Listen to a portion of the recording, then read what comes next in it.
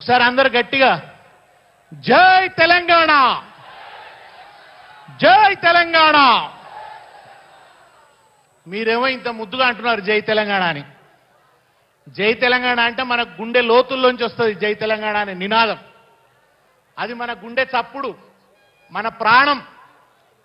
జై తెలంగాణ, జై జై తెలంగాణ అని మనం అంటుంటే ఢిల్లీ గజగజ వణికిపోయింది. సమైక్యవాదం పునాదులలో బాంబులు వేలినాయి మనం జై తెలంగాణ అంటే. కానీ ఇవాళ మన కర్మ ఎట్లా కాలిందంటే, మనకి ఇవాళ ఒక వెకిలి ముఖ్యమంత్రి వచ్చిండు. ఆ వెకిలి ముఖ్యమంత్రి తన నోటి నుంచి జై తెలంగాణ అనడు. జై తెలంగాణ అని అనని వాడు ముఖ్యమంత్రి అవడం కంటే అవమానం ఇంకొకటి ఉంటుందా తెలంగాణకు?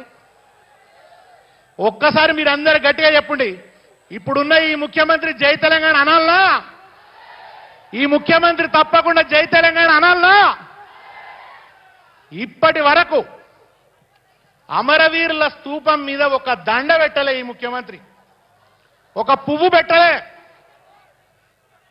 నీళ్ల వనరు తరలించి నిధులన్నీ మళ్లించి తెలంగాణ బతుకుల్లో తెగమట్టి గొట్టినా ఆంధ్ర సర్కారుపై అసమాన పోరు చేసి ప్రత్యేక రాష్ట్రానికి ప్రాణమిచ్చిన అమరులకు జోహారులు, జోహారులు.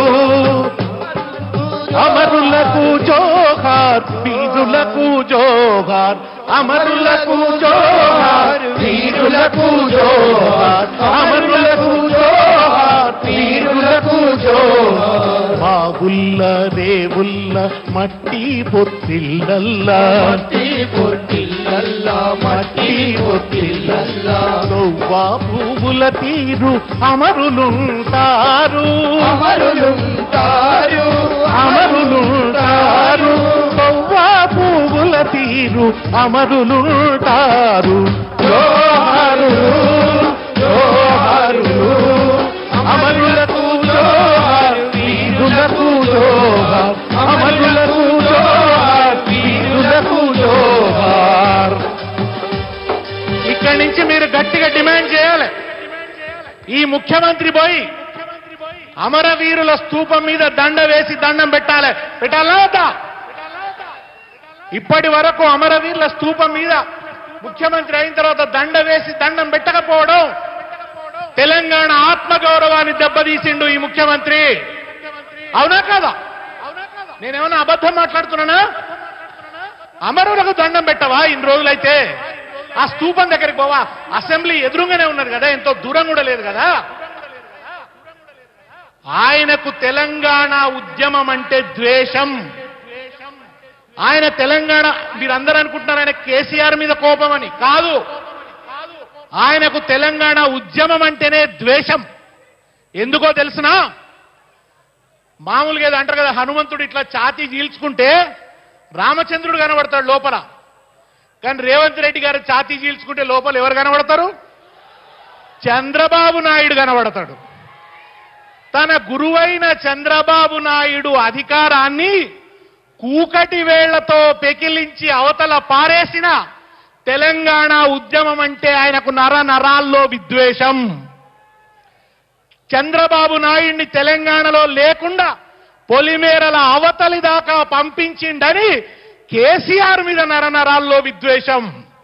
ఇది అర్థం కాక చాలా మంది మనం ఏమనుకుంటామంటే, ఆయన ఏదో ఇక్కడ తెలంగాణ ప్రజల మీద ప్రేమతోనని చెప్పి మనం అనుకుంటాం. ఈ మధ్య ఒక మాట మాట్లాడి మీకు అందరికీ తెలుసు. ఆయనట కేసీఆర్ గారి ఆనవాళ్ళు లేకుండా చేస్తాడట. కేసీఆర్ గారి ఆనవాళ్ళు లేకుండా చేస్తాడట. నా చిన్నప్పుడు మా అమ్మమ్మ ఒక కథ చెప్పింది. ఏం కథ అంటే, ఒక నక్కనట భూదేవి దగ్గర అప్పు తీసుకున్నదట. ఎవరి దగ్గర అప్పు తీసుకున్నది? భూదేవి దగ్గర.